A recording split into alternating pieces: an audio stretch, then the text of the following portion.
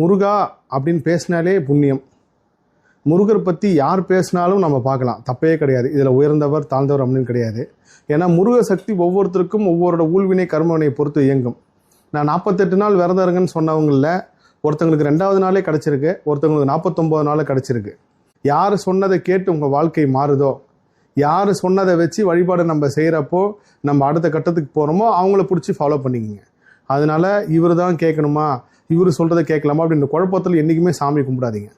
உங்கள் முருக பக்தி எவ்வளோக்கு எவ்வளோ நீங்கள் டீப்பாக முருகனை நோக்கி போகிறீங்களோ அப்போ முருக சக்தி உங்களை ஆட்கொண்டுரும்.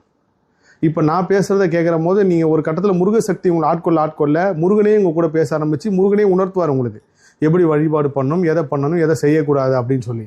அதனால் இவங்க பேசுகிறது அவங்க பேசுறது அப்படின்லாம் எந்த குழப்பமும் இல்லாமல் முருகன் பேரை சொல்லி எத்தனை அடியார்கள் பேசினாலும் கேளுங்க. உலகம் ஃபுல்லாக இருக்கிற ஆராய்ச்சியாளர்கள் விஞ்ஞானிகள் கூட முருக கடவுளை பற்றி பேசுவாங்க. முருக சக்தி